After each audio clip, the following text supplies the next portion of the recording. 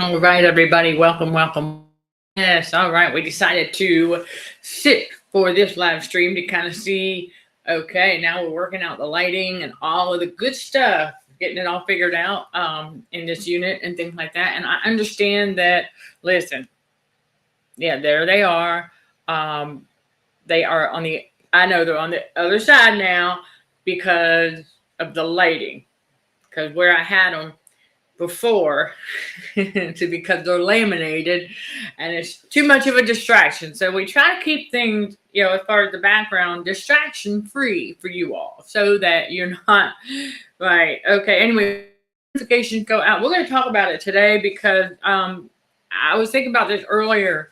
So I have a little bit of a backstory to share with you all about this because God revealed to me, I said, with the Jezebel case study, there's still dots being connected regarding that, by the way, because there's a lot that goes into why the devil does what he does and tries to do what he does. And of course, with chosen ones, will fail every time. Okay, yes, those that choose to pick up their cross and follow Jesus on that narrow path.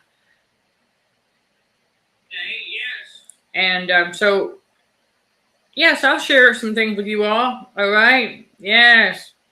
Thank you to all who continue to give these videos a like. And thank you for your understanding. We had to go from one unit to the next real quick. So we've been trying to get back into getting y'all some content. Now, on Quora, I did get a devil and narcissism and a cognitive dissonance space post this past week. Okay, regardless of everything that was going on, I still got those up. So they're there. There's 2 new posts. We talked about the abundance.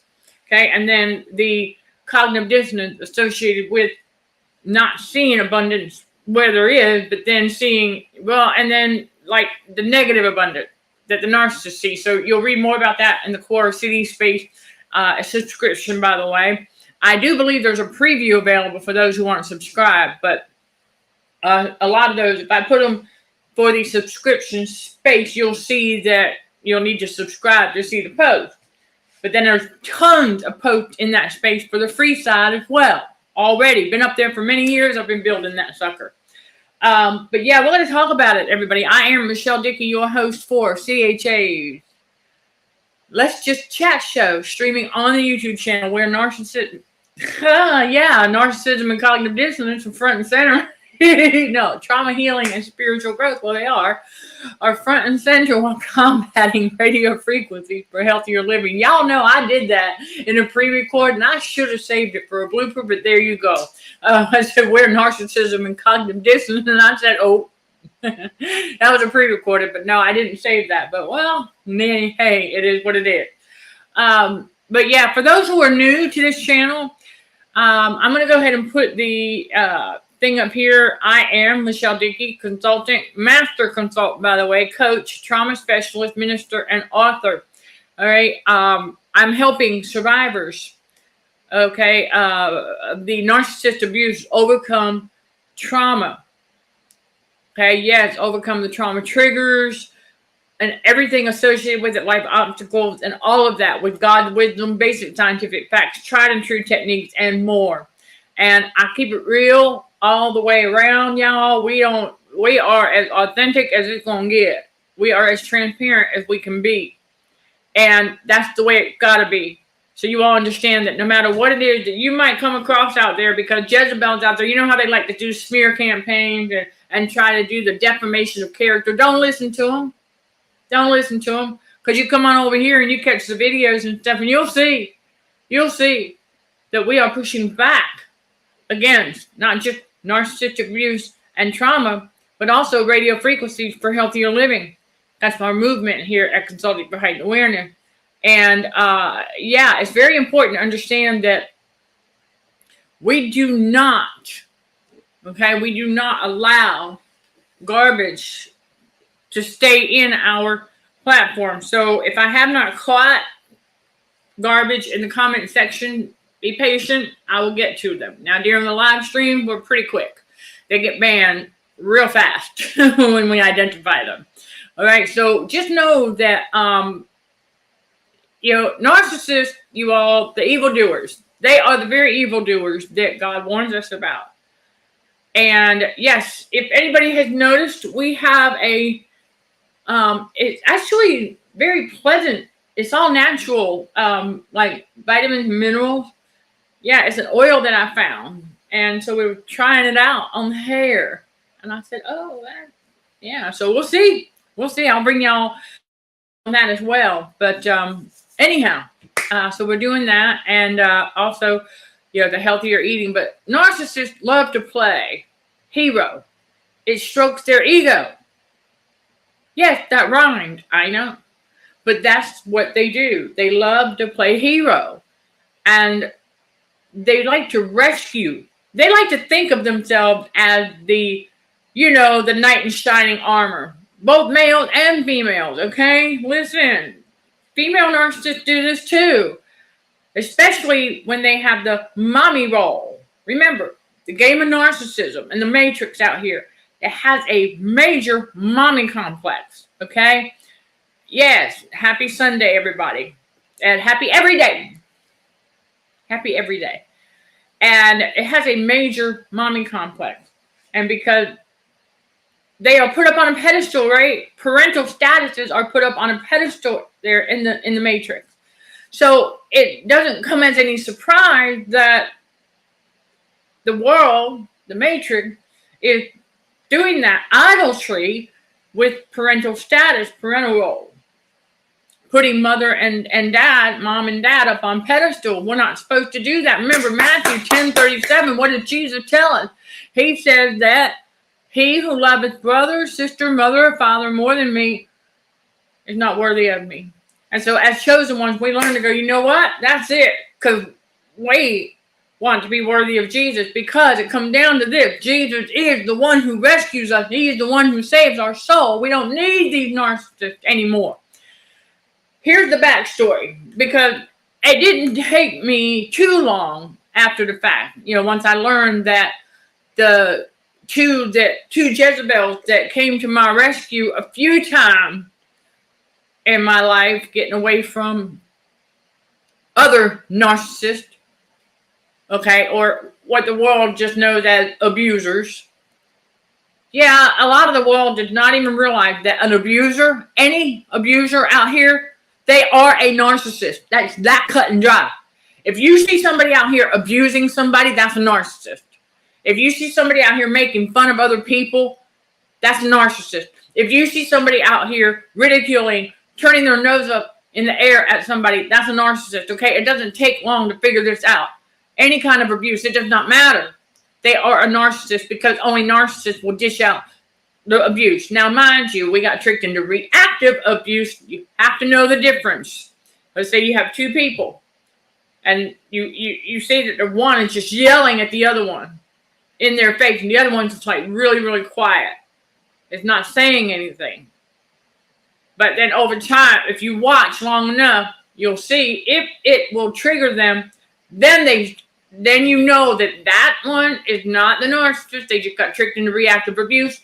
The one that was doing the initial yelling and whatever, that's the narcissist. So you have to have that discernment and pay attention and observe long enough, so you don't make let's just say you don't rush to a conclusion too early. Hey, we want to be mindful of that. But that's it. However, I did not know that the two Jezebels that came to my rescue a few times. So let me talk about that for a moment, because a lot of you all can relate. If you can, I want you to drop it in the comments below. Even on the replay, I want you to say, I can relate. Okay? That's what I want you to say. I can relate.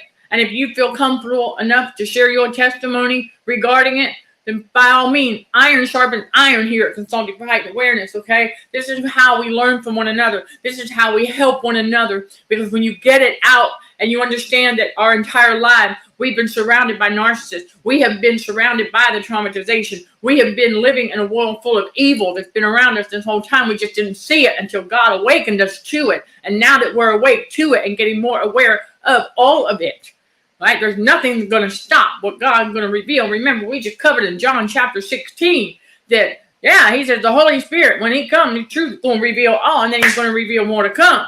So you better be ready. And this is all part of getting ready, and getting that understanding that, hey, you know what? This happened, and we're going to keep on keeping on. And we're going to keep on sharing. We're going to keep on telling y'all. Because the 2 Jezebels that came to my rescue, I didn't realize that how the male one happened to be the step side of things, okay? The female that gave birth to me remarried, and so whatever, okay? But I didn't know that's what they were.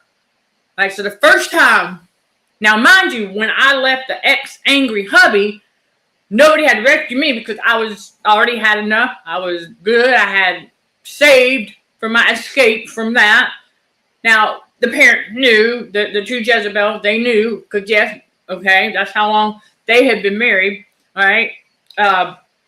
Anyhow, so I was able to get out into my own place and all of that to start over, blah, blah, blah. Then I met that bodybuilder, okay, that one that got the book thrown at him. Y'all can learn about that one. It is in my book, okay? It's in my book, Narcissistic Abuse, Someone's Survival Guide, all right? It is in my book, okay? If you have not gotten a copy, I highly encourage y'all to get a copy, because this bodybuilder, all right, when he got the lifetime, have you ever heard of that? A lifetime restraining order? Oh, he got one. It's right there in that book. All of it, okay? And there you go. You can get your copy on the website, link in the description below, or on Amazon or any major ebook platform, okay? Because he got the book thrown at him. And, yeah, he got haughty with the judge. Okay, after getting physical, breaking a picture frame over my head as I was leaving. Okay, but there was a lot that goes into that. And we were only together for roughly about 8 months. But within the first 6 months, I started to notice some things. And I was like, okay, this is, and then I also noticed how he would sit in the chair and his eye would just glaze over as he was staring. I was like, okay, this is really weird. Who is that? I now know that was the Jezebel. Okay, that was the Jezebel. His eyes were glazing over. Who knows? Spiritual wickedness in high places. But he was very jealous. Very, very jealous. Okay, absolutely. And very controlling. And, well, yeah, he was trying to isolate me from my parents and my family and all of that. That's what they do. So he was the first one that not only did I have to get a sheriff to escort me to get my thing, but the 2 Jezebel, the one that gave birth to me and the step Jezebel, they came with the U-Haul and helped me get the stuff out. Okay, now, at that particular time, the Women's Crisis Center had set me up, right, because before all of that, the Women's Crisis Center got me into a little studio apartment. It was smaller than the one, well, a lot smaller than the one I'm in now. However, it was relatively inexpensive. I was working in a convenience store at the time, but the Jezebel parent came. I didn't know that's what they were, but they came to help me get my stuff along with the sheriff to keep. Oh, he kept the bodybuilder at bay. He was the bodybuilder was not getting away with anything with the sheriff standing there, because the sheriff knew what was up. So we were just grabbing our things, everything that was mine, got it in the U-Haul, took it over to my little studio apartment and unloaded. Okay, that was the first time they got to rescue me. Okay, and I didn't realize that was stroking their ego. So that was the first one. Okay, and narcissistic is often oppressive and suffocating, and you end up needing rescuing from the rescuer. Okay, well, see, that's where we're going to get to next. Okay, that's what we're going to get to next, and ultimately, our number one and only rescuer ends up being Jesus. After all is said and done, remember, he said also in chapter 16 of the book of John, where he tells us in verse 12, right there, that there was a lot of things he needs to tell us, but we couldn't bear them yet. Right? He cannot bear them now. Meaning, okay, so going through all of that, there was no way I could bear the truth that the 2 Jezebels that were rescuing me, getting me out of that situation into my own place. You know what I'm saying? It's like there was no way I would have been able to comprehend anything about the spiritual in that sense at that time. I still have blinders on.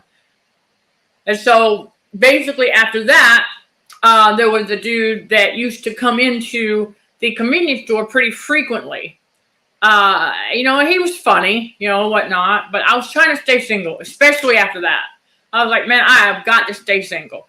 And I did there for a good while.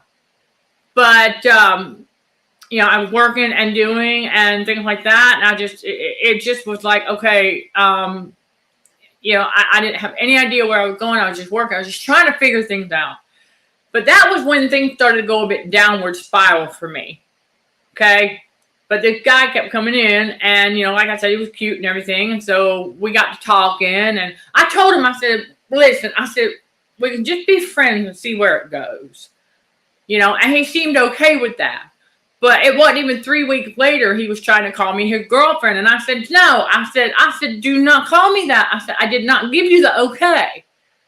Well, one Sunday I had a little football gathering because at the time I was still into football. So I had a few of my football buddies over, and they brought, you know, chips and you know, typical football food, okay, wing, that kind of stuff. And so we watched the game, and it was all good and nice. I wake up the next morning. At the time, I used to drink soda, and this guy also drank soda. Well, he knocks on my door that next morning, uninvited. And because, you know, I thought he was just a friend, I went ahead and let him in. I was just waking up. And because there was an ashtray there with some cigarette butts, at the time, remember, I used to smoke cigarettes, y'all. I've been cigarette free now for over a year. So, glory be to God. And we're going to remain so. Now, the thing is that at that time, even I smoked. So, this dude knew what my cigarette butts looked like. But there were a couple of other cigarette butts in the ashtray that weren't mine. And he got all uppity about that. He's like, who the heck cigarettes are those? Who'd you have over here last night? And I was like, sitting here going, dude, did I not tell you that I did? I let you know that we were having a football gathering. But he was invited, but he had to work. Right? He was working like, I think, third shift or whatever. And that's why he showed up at my door the next morning after he got off work. But I was like, well, yeah, because he could not make the football gathering. And so now he's all uppity, knowing darn well that those were some football buddies that was their cigarette in the ashtray, their cigarette butt. And so he took the glass of Pepsi I had, that was my caffeine at the time to wake up, and he threw it in my face. And I told him at that moment, I said, you get out and get out now. So that one I didn't really have to get rescued from. That was, now I know the God spirit in me. I told him to get out and stay out. And from then on, I did not talk to him anymore. Well, and here goes the downward spiral, right? Me trying to figure out what the heck I'm going to do with my life. So we're doing the clubbing thing. That's where I meet the ex-psycho roommate. Okay, so now this is where we come, where you end up needing rescuing from the rescuer. Mind you, I did not know he was a psycho yet. I did not know. All I knew is that I did not want to date anybody. And when I met him, he was, you know, 30 years older or what have you. I was like, you know what? This could actually be a decent friendship. He's not looking for anything. I'm not looking for anything. Maybe we just hang out and be friends and just, that's it, right? Okay. Well, when I met him, believe it or not, I was dating somebody else at the time. And I didn't realize that person I was dating, well, I knew he was somewhat weird because he was keeping things in the basement, hoarding for doomsday. He used a crowbar. For those who don't know, crowbar, that's a metal rod that's used to lay concrete. Yeah, okay, it's used in construction. So he had a crowbar, and he used it for a door lock, like at night when the door was closed and nobody's coming or going. He would use that. He would slide it in a lock. And I asked him about that one evening when I was staying with him.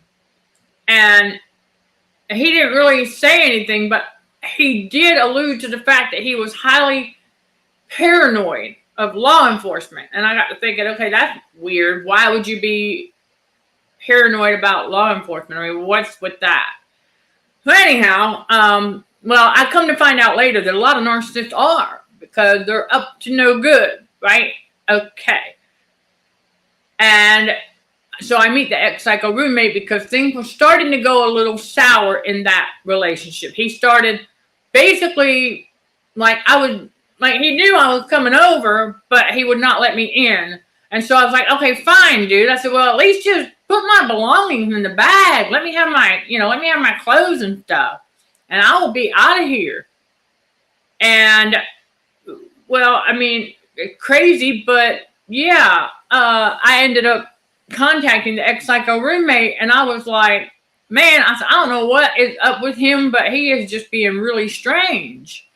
And so the ex-psycho roommate at the time, happened to be in the area, luckily for me, because he lived in the next state over. He offered to take me to his home in the mountains and to get away for a while. And I said, you know what? At that point, because I was stressed out. I didn't know what was going on. I thought I was in love with this one dude. I was like, dude, I mean, it's like my whole world was spinning. So the ex-psycho roommate gets a chance to play knight in shining armor. Right? Okay. So that's how that happened.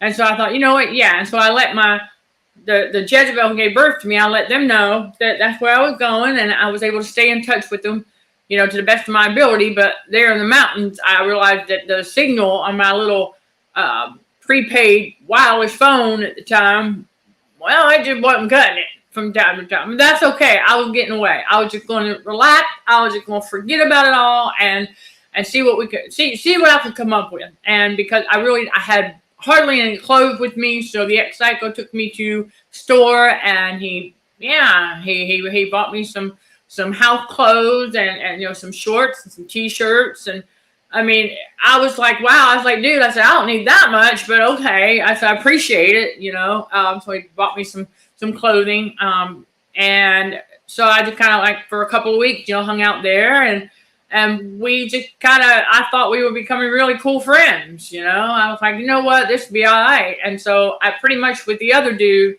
we ended up breaking. I was like, we're done. I said, I'm done. We're done. I'm not going to put up with that kind of craziness anymore, So anyway, so long story short, as we went through the whole spiel, and then I got back into undergrad and all of that, still didn't know the ex-psycho was a narcissist, nor were the parents a narcissist. Still didn't know that. And because when I met the ex-psycho roommate, I was back to living with the two Jezebel. And I was staying with the boyfriend, usually during the week, but then go back to, I know, it was really weird. It was like, but I had to go back to my parents' house on the weekend. Okay? But I found out why, because the dude that I was dating on the weekend, well, he had other supply over. Didn't take too long to figure that out after the fact. But again, long story short, after we ended that, and then the ex-psycho roommate, he met the parents, and they were glad to have him bring me back home and all of that. And then it got to where we just decided, he was like, you know what? He said, you want to just like roommate, so in Winston-Salem, North Carolina, we started there. Then I enrolled in undergrad. Then he said, you know what? Move you closer to campus. Let's move to High Point and get an apartment there, 2-bedroom, whatever. And then he went to Myrtle Beach. Long story short, blah, blah, blah, blah, blah, blah, blah. He gets turned into a case study. I'm in my master's program. And next thing I know, here comes the Jezebel parent. We had to set it up once again. Okay, we had to set it up again for them to play hero, where they came to the house in Myrtle Beach, South Carolina, with a U-Haul, gathered all my belongings once again, and then I go back to the parents' home. Okay?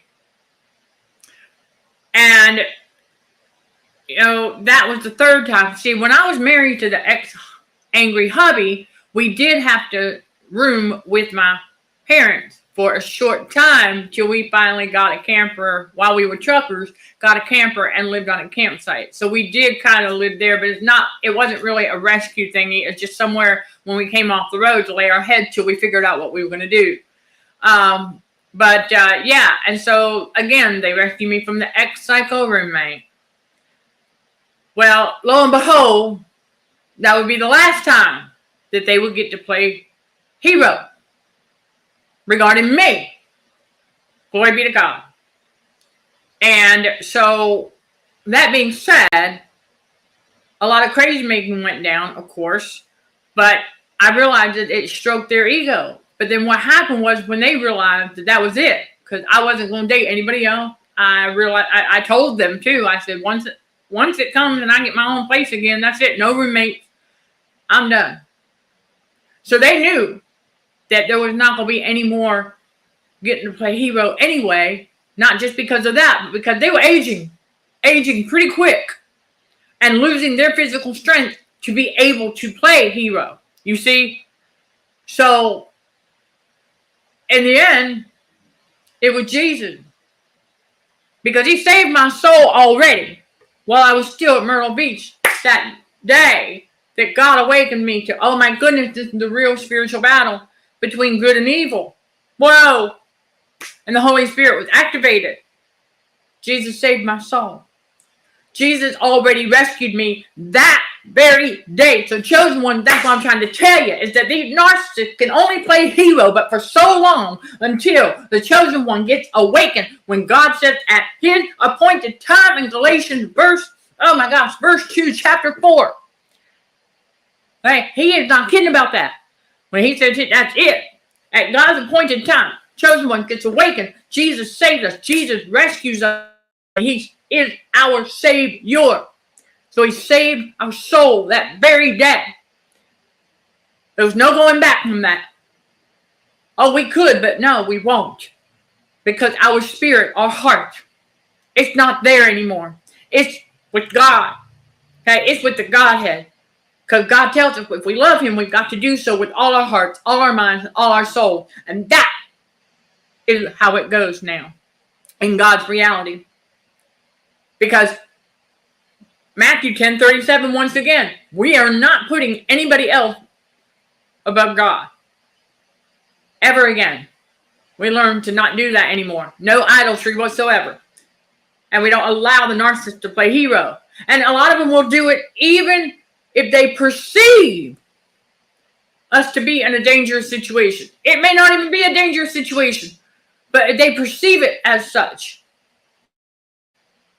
they'll think they're playing hero, trying to rescue you from one place to put you into another one, to save you. Well, you know what? Newsflash, chosen one, we've already been saved. His name is Jesus. And so that's what it comes down to ultimately, as Jesus is our rescuer. But the devil wants to sit around and think at some point that we're going to end up needing our parents or other narcissists to come rescue us again, because that's been the pattern, right? Like, oh, okay, that's what used to work in the past. That's all the enemy has, is what used to work in the past. So that's that pattern. So if it isn't going to be with the parent rescuing us, it'll be somebody else, like property management. Oh, I don't know, landlord, what have you, that might perceive you and think you're in a dangerous situation. But no, what they're really doing is CYAing on their part. That's fine, whatever. But at the same time, thinking that they might be rescuing us, when no, the joke's on them, because we've already been rescued. His name is Jesus. We don't need rescuing anymore. Our soul has been saved already. So, you see, it's just one of those things that we learn in life, because over and over and over again, we had our parents who we didn't know at the time were narcissists always come and like pretty much bail us out of stuff, and we didn't realize that was allowing them to play hero. So there, I gave you all the gist of it on how it went down in my world. I know, again, thank you for putting it in the comments. For those just now joining, drop it in the comments below. Say, I can relate. That's what I'm saying. Say, I can relate. But also, I also want y'all to put this in the comments below. Okay? That's right. Jesus rescues us. That's it. Because once that happens, these narcissists can't do nothing. They ain't rescuing us. No more. No. So that's what happened. The narcissists end up rescuing us from another narcissist. I mean, that's like, wow. But yeah, okay. So that's it right there. And then, so we were talking about anybody that you see out here, okay, who are dishing out abuse, period. It doesn't matter. I mean, you can see it now. Once you know all the red flags, then you know what you're looking at. When you can hear somebody gaslight, you can hear them trying to get somebody to second guess their memory. You can hear them trying to induce confusion. You can, all of that. And you're like, oh, that's a narcissist. And so he's saying anyone using profanity in public is a narcissist. Right, we occasionally drop bloopers in private under duress, but never in public. Well, you know what? That's true. That's true. It's funny because Chosen One, I believe that, because I can tell you right now, in public, yeah, I myself know many of us were like, for whatever reason, we're on, yeah, I don't know. It's kind of weird. But if we were by ourselves somewhere and we dropped something, we might have been like, oh, but out in public, no. However, now, even in private, we work on that. We're like, oh, you know. But actually, I laugh at myself now. If I drop something, I laugh at myself. So I'm like, well then, it is what it is. And so bloopers, especially during live streams, sometimes it happens. Even in the podcast episodes, y'all, it happens. Okay, but narcissists, they try to play hero. All right, but yeah, identify. It doesn't take long. Yeah, once you know the red flag. And okay, the cute kid at school, occasionally getting bullies trying to attach themselves to you, for other narc rescuers getting involved out of the frying pan into the fire. Okay, I got you. So they wanted to attach themselves to you just so that other narc could come and try and play hero with you. Okay, I can see that.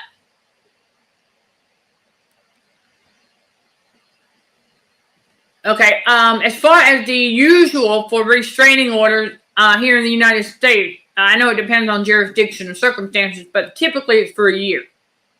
So for that bodybuilder to get a lifetime one, yeah, that's pretty, yeah. And so, yeah, when you find Jesus, it does. When we do that, when Jesus rescues us, Jesus saves our soul, right? Finally. Okay, Jesus does. And it does. It'll keep the narc at bay, and they won't get the chance to play hero again, because we won't give that to them anymore. We will not. Yeah, we learned that we don't need them. They need us way more than we ever needed them. We do. We come to realize that, especially the farther along we get in God's reality and the spiritual awakening. Because, yeah, we're not. Yeah, God's like, no, he said, my chosen one's not supposed to stay there. That my chosen one's supposed to keep. Yeah, we're supposed to keep going. And so, yeah, and well, a lot of narcissists are very, very possessive. So that possessive behavior is not uncommon. Okay, with narcissists, they are definitely very possessive. So, okay, a lot of the time chosen by. Yeah. Now, okay. As far as, that I was being, you're saying it looks like I was being chosen by the ex-boyfriend. No, I played my role. Okay, I played my role as well, as far as, like, the one that I was dating when I met the ex-psycho roommate. I actually approached him. Okay? Whereas the bodybuilder approached me. So, it goes both ways. So, yeah, I'm definitely at fault for some of that myself, as far as I'm the one that, came out and said, hey. And so, yep. we stop committing idolatry. And well, we know this. Narcissists definitely love to bully. It's their thing. It's like they love to be bossy. It's that illusion of control and power that they want. Okay, so right, they attach themselves to you so the other narcissist, could come and play hero to try and rescue you from them. They were trying to treat you as though you were like their personal possession. Well, see, that's what narcissists do, you all. They think that when they trauma bond us to them, that we become their personal possession, like their prized possession. They view us as objects. They do not look at us as human beings, chosen ones. They never have and they never will.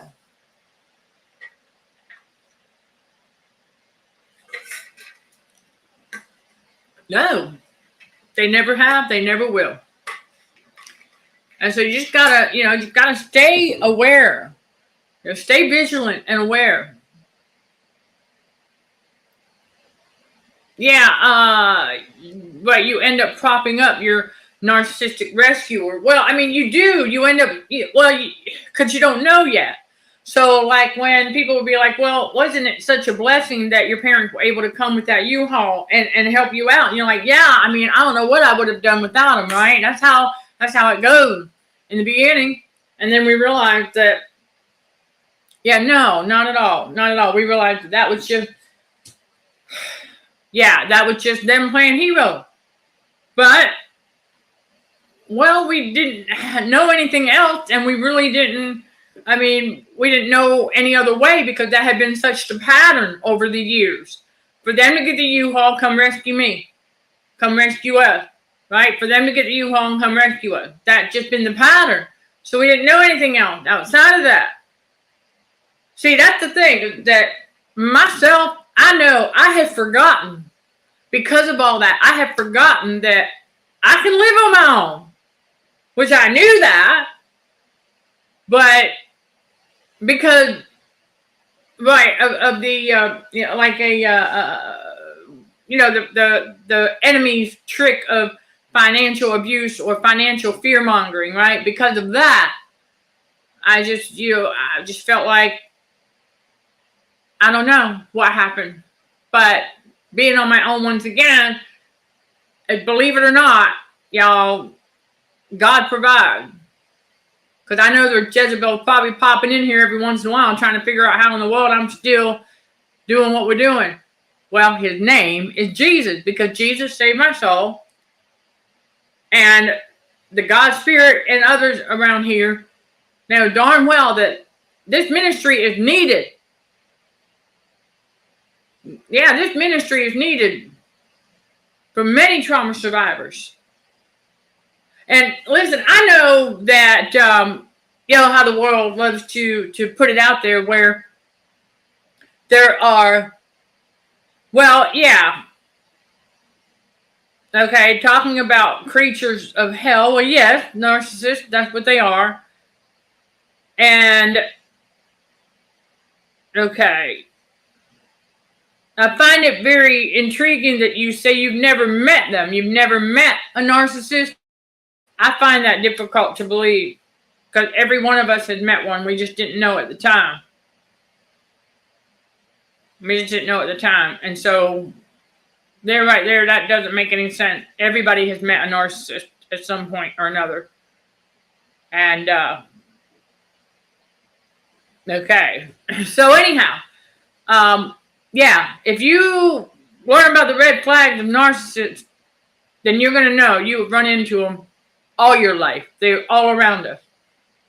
They are all around us. And they're in our own biological families, many of us. So, the narcissists are very good at mirroring. So they'll talk to you like they know you because they're mirroring you. They're copying you. They're doing the emulating that God tells us not to do.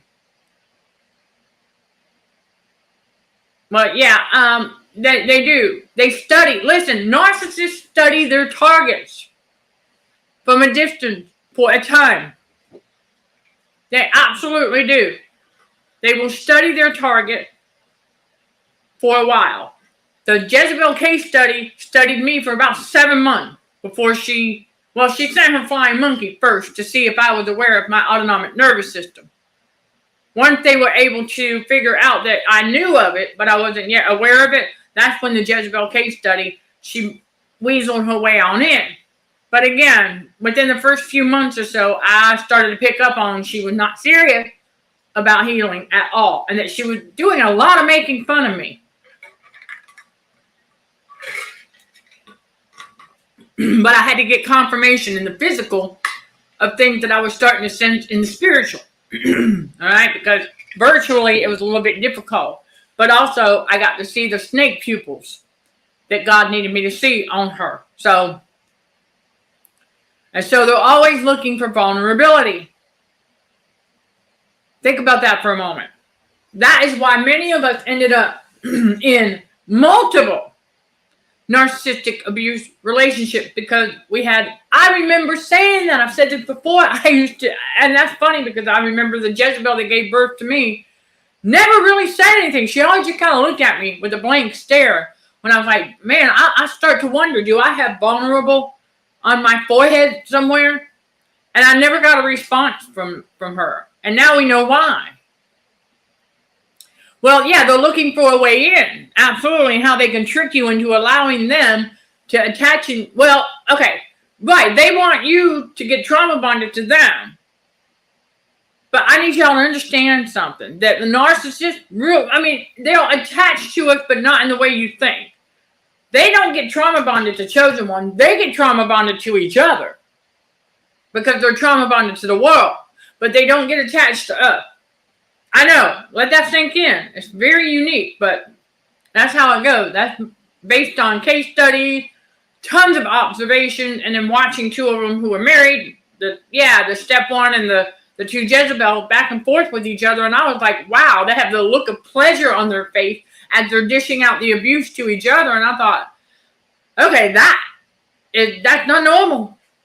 That's not normal, but they were enjoying every minute of it. So they're normal, but not ours, chosen one, not our normal. And so that's why, a narcissist mirrors you for quite some time. And so then they figure out how they can smooth talk their way into your world and talk to you as if they know you, and they'll agree with you like, oh yeah. The way that we talk about God and Jesus and the spiritual battle for the mind and all of that, and the way that we speak, the way that we talk about it all.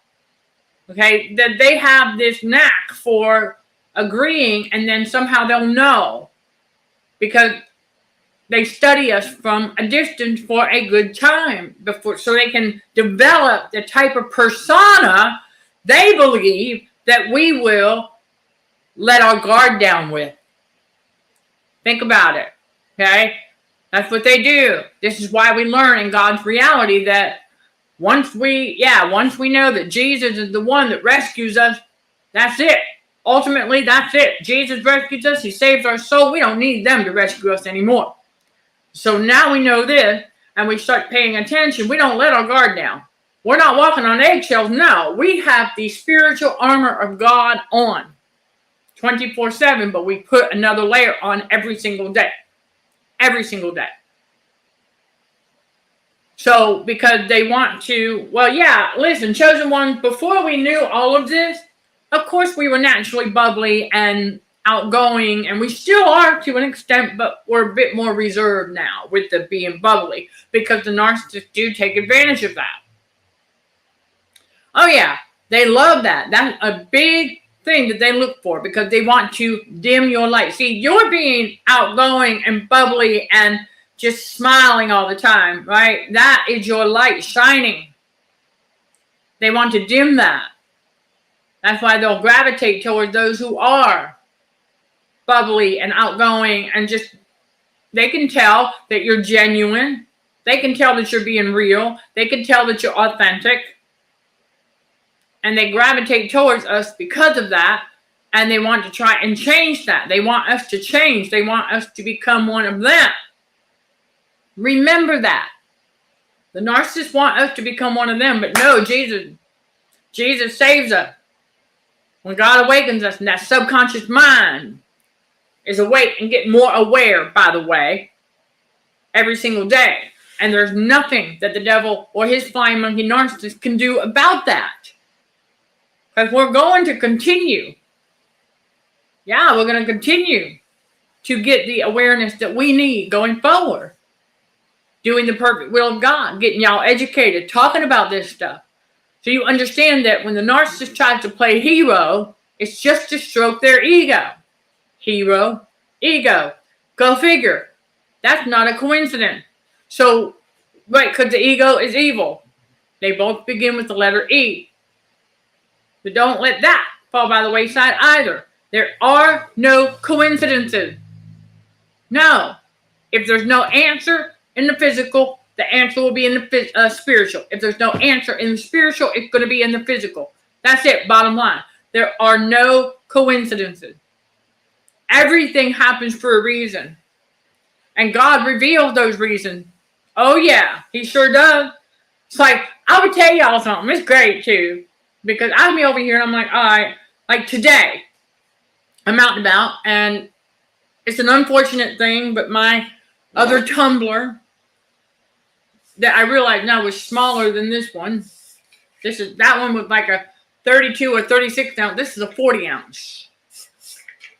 But anyhow, I had to go and get me a new one because that one, well, sometimes, we drop things, right? And I dropped that other one a few times. And so the little thingy right here that screws on, okay, well, that part broke off this morning.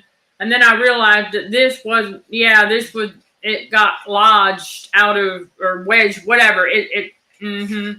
So, I thought at first I could try and fix it, and then I thought, well, I'll just order another one and make do with this. And then on my walk this morning, I realized that wasn't going to work either because I couldn't carry it this way. I had to, which is no big deal. We got through the walk and everything, but I said, okay, that's something I can't wait on to be delivered because I got to have my ice water on my walks. It's hot out there.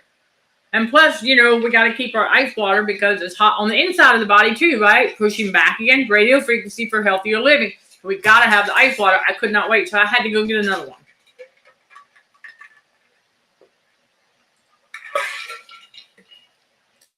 While I was there getting this, I had a couple of other things on my list for later on, not an emergency. I mean, this kind of was, because I was like, I'm not going to be able to wait on that. I said, I got to have something. And so I was able to find one that had the same kind of, right, for my walks. And so doing that, I was able to pick up a couple of other things that were on my list, not necessarily an emergency, but since I was there, and the Lord also told me to pick up, a couple of other things that was not on the list, but he said, just, I want you to get these. Because he has us get these things in preparation for. I need y'all to understand that. Sometimes that's how God works. But in fact, it's not sometimes, it's all the time. Because I was like, well, I wasn't planning on getting that today. It doesn't matter. God says I need you to get it. Because whatever it is, he getting us in position, getting us ready. So one happened to be a bag that I can carry my PC and stuff in. Okay?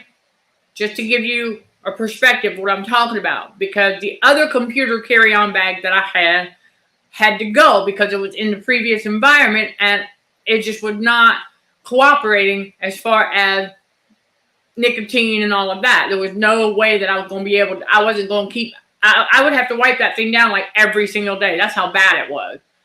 So I had to get rid of it. So I was like, okay, but I'm not getting another one of those because I saw the price on that. So I don't know why I did that in the first place, but nonetheless, I said, I don't need anything that expensive. This is just to get from point A to point B. And so he had me get something for that going forward. Okay, because we are a traveling ministry. So you can kind of figure what God's getting us ready for. I don't know when the day is going to be, but you'll know when I go live And it's not going to be from in here. Y'all will know. But like I said, I don't know. He just said, I need you to be ready. And so that's what he does. He had to get things ahead of time. Okay, because I knew I was going to have that stuff on a Post-it note on my paper. That's like when the time comes, well, the time has come to go ahead and get that stuff. Also for music related things. Like I said, the other day when I went out and about to get one thing, he had me get another thing. And I said to myself, okay. Yeah, I was like, well, okay then. He said, in preparation for, go ahead and have it. That's why I tell y'all a lot that, see, we would do things like that even before God awakened us. We didn't know why we were getting some of the stuff we were getting. We were just like, okay, well, eventually we'll get to this or we'll get to that. Like, I don't know why I'm getting this, but it's on my spirit. Well, 2-3 years later, we find out why. Because it's what we need when God introduces us to our purpose. Oh, and then that comes out. And now we know what that's for. So it happens. That's why I tell y'all that what you need to get started when God introduces you to your purpose, you've got at least 3 things already on hand. You just have to look for it. But it's already there. Say, all right, so.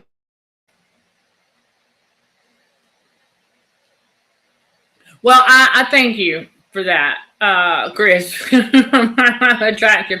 And dudes are just being dudes. I get it. Yeah.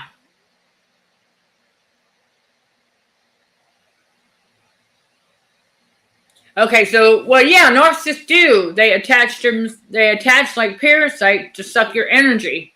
Exactly. And, well, that's what they do. Yeah, they're feeding off of our energy.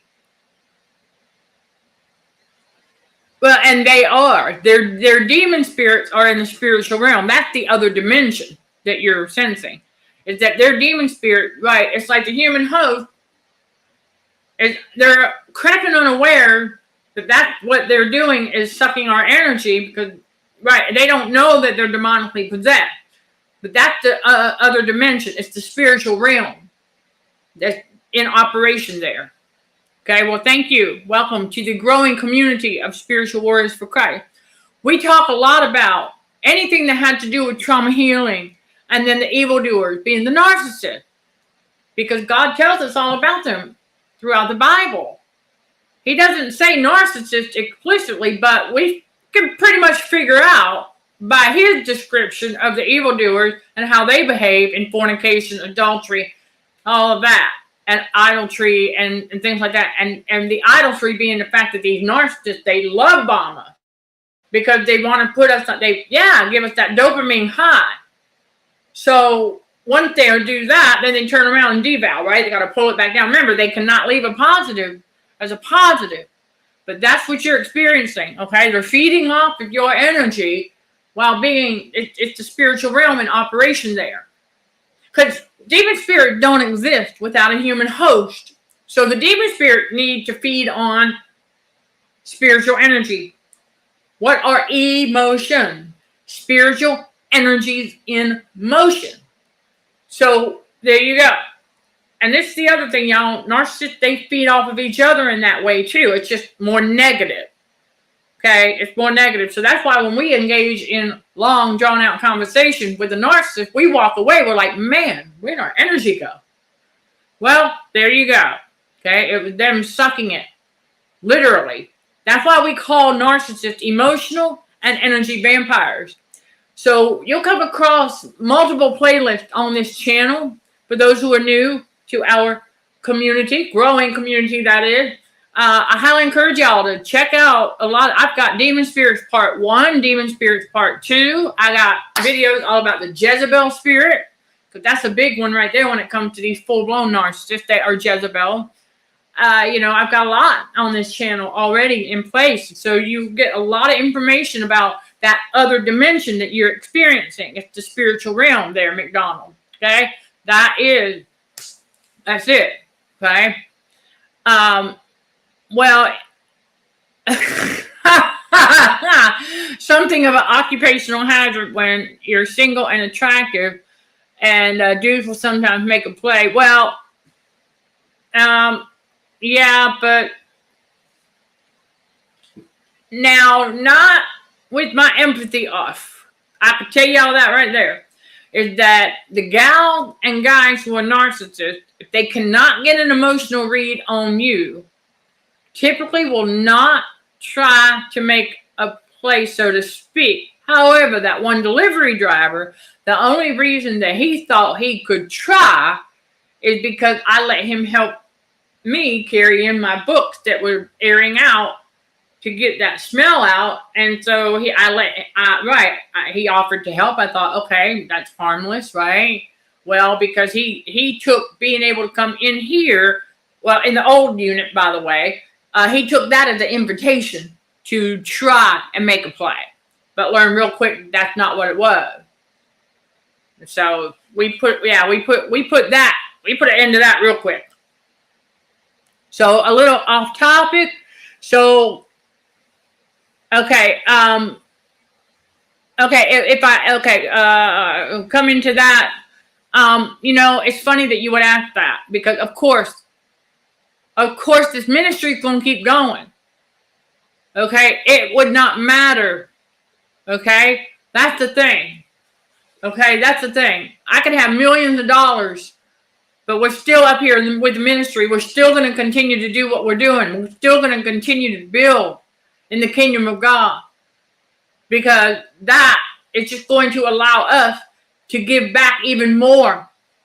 I got a charity of my own.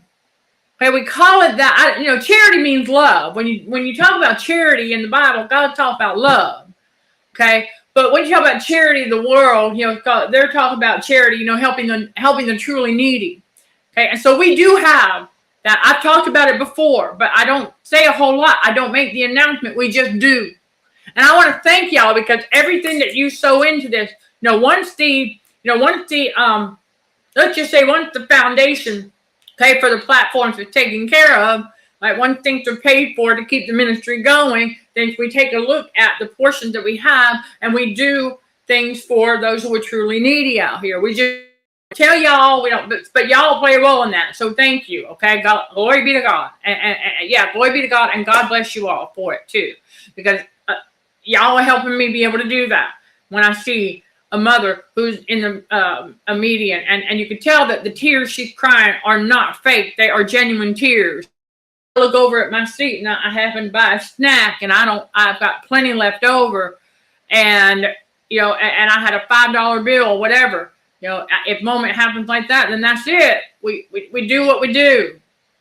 But I mean, and we don't pass judgment. I don't even remember. I talked about that in another live, y'all, that if they've got brand new sneakers on, you cannot pass judgment. You don't know if somebody else before us came along and wore the same size sneakers and had a pair, and they just took them off their feet, handed it to them.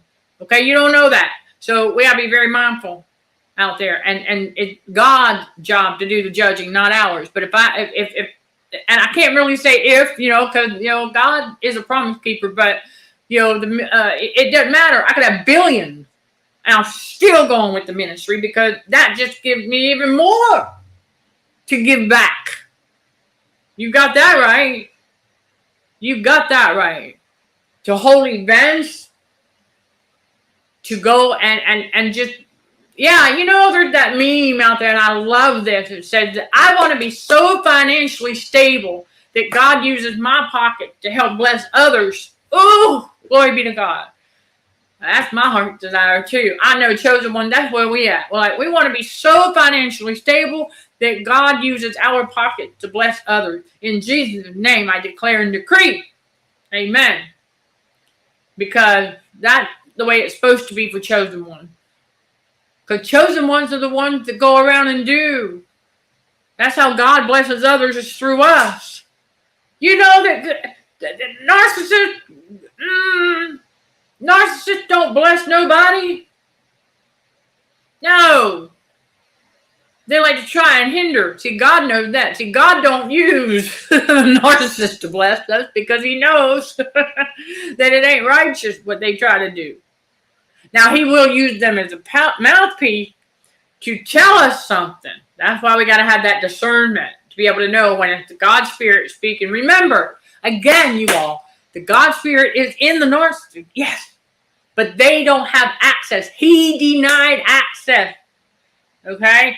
He denied the narcissist access to him when they developed the ism mindset. When a narcissist developed that entitlement mindset, he denied them access to him. He sends the Jesus Spirit back into the spiritual realm.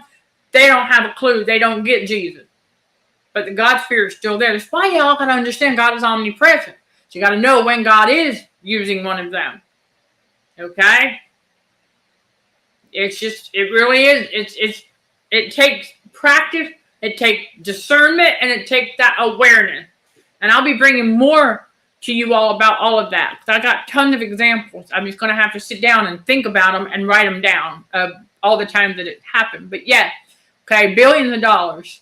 And we're still going with the ministry because the ministry is needed. The ministry is the kingdom of God. So the psych industry describes narcissism as, I know it does, but you can't have a personality disorder when you don't have a personality in the first place to distort. Ha ha! Chew on that for a while, right? How you going to have a personality disorder when you don't even have a personality of your own to distort or get out of order? I mean, that's a legitimate question. Yay? Nay? Yeah. That it took me a while to get there, but I was like, yeah, that wall view stuff, it stopped resonating with me pretty quick. I was like, wait a minute, there's more to it than all of this. It's demonic possession. So the physical personality brain is only the tip of the iceberg. The spiritual realm is the rest of the iceberg. That's right. The unseen. Yep, the unseen side. Exactly. It's the unseen. You know, God said, blessed is he who, right, basically we keep the faith and we've not seen. But we know that it's already done. Right. Awesome when we can help out directly with personal giving. And yeah, God brings those in need. Yeah, the truly needy across our path. He sure does. Sure does. Right. We love to give and not be selfish with it. The loose sense of the word, like narcissism, what they do as a person. Well, the narcissist abuse, right? They dish out traumatization, which is part of the game of narcissism. But yeah, no. I mean, you'll have to think about that, okay? In order to have a personality disorder, you have to have a personality of your own that's already established. You have to have something established in order for it to get out of order. See, a narcissist doesn't have a personality of their own. They take on and copy and emulate personalities of other people because they don't have one of their own. See, the world wants you to think that when they do that, because they're able to change their personality or persona based on who it is they're trying to impress, that somehow that's the disorder. No, that's demonic possession. Let's say, me for example, those of you who have come to know my personality, it is what it is. Okay, we are a lot of personality. If all of a sudden I were to start behaving or my personality would start to get a bit out of order, you would notice. That would be a personality disorder. But glory be to God that God is a God of order, and that chosen one, once we know who we are in Christ and that we can be our authentic selves unapologetically, there you go. We don't have to change our personality based on who the person is over there. No, we're not going to. We don't need to. And we don't let them try and change us anymore either. So, yeah, narcissists don't. They have zero personality of their own. They have to take on personalities of others, especially of those they're trying to impress, or those they're trying to trauma bond, or whoever it is they're targeting for, of course.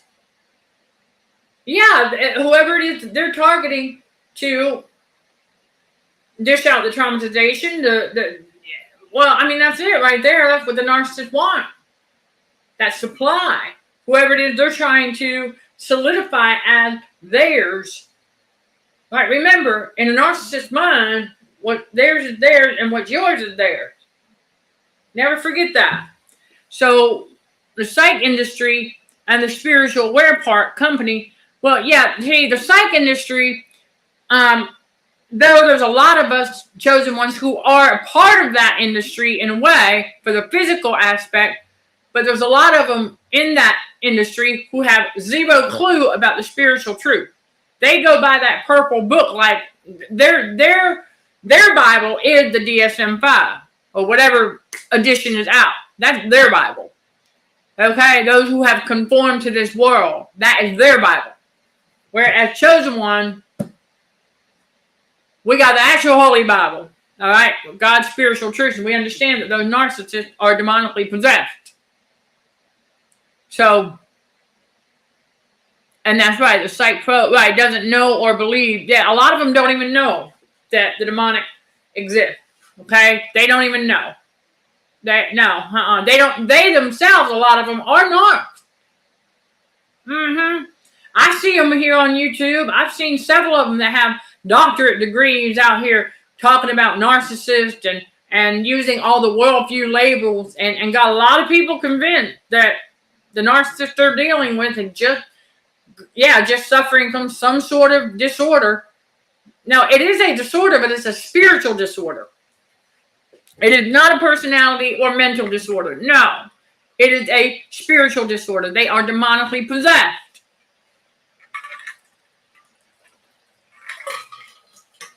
Yeah, and that's it. So, right, and I've got a copy of it. I was trying to sell it. I don't know. God has us keeping it for whatever reason for right now. But, and I'm thinking probably for reference later for something that we've got in the making. But, yeah. Right, a lot of big time psych pros specializing in narcissism are narcissists themselves. Bingo. Right there. We've caught on to it. Yep, I'm going to put it up. Wait, that's not the one. No, you do not. If you all do not have a copy of the DSM-5, you don't need it. You don't need it. Even I don't really need it, but God said we're going to use it for.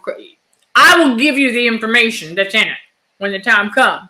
I will tell you this though, that no, you do not. You don't need it, and you're right. You don't have it, and you don't need it. Y'all don't need. If you are not taking a psychology course that requires you to have it, then you don't need it. I'm going to bring, listen, I'm going to bring to you all the stuff that's in it. And I'm going to share with you how it stopped making sense to me when I started to see a lot of crossover. And they talk a lot about, well, they can be diagnosed with more than one disorder at the same time because of the comorbidity. Excuse me? God is not the author of confusion. Well, I'm talking from my own experience, but also with God's wisdom. But the sense that I do have one. It's on the bookshelf, on the bottom, actually, I believe. Is that where I put it? Yeah. I did some rearranging on the bookshelf, and I put it at the bottom. But there's a reason why. I tried to sell it. I would think anybody that wanted to get their hands on that one would. I figured that would be the first thing to sell. But no, there's a reason. There's a reason. And it's because I'm going to bring y'all the confusing aspect of that sucker. Because it makes no sense anymore when we get to this point in God's reality where we understand that we're dealing with demonic possession, hands down, spiritual disorder all the way around. Okay, everybody, so that wraps this one up. It has been jam-packed, and it was worth talking about. We needed to do this, and for me to share with you all a backstory of how narcissists like to play hero, And then beyond, as far as talking more about the red flag and some other things, and just kind of, keeping this awareness going. That's what it's all about in this growing community of spiritual warriors for Christ. So welcome to all y'all. I highly encourage y'all to check out those links below. Take the time, get to know how this ministry came to fruition. Again, remember, you can always do that with the copy of Real Events of Narcissistic Abuse, Someone's Survival Guide. That right there will give you, oh my gosh, a whole lot. Okay, and right on the website, y'all. Easy peasy PDF download. Yes, and you can also, the audiobook for Real Event is only available on the website. You will find that when you go to the navigation drop-down menu and you scroll down. Well, it's right there at the top. It says BTBW Magazine, My Books, and Other Publications. Click on that. All right, you scroll down a little bit. You'll see the book reviews for Real Events. Also, take a look, see it though. All right, and then you'll find the option for the audiobook. You can download that on up to 3 devices. I highly encourage y'all with this digital era. Make sure you got a external hard drive. They are, oh my gosh, they are a dime a dozen. Okay, they are not expensive anymore. You can get them all day long, and I highly encourage y'all to have one.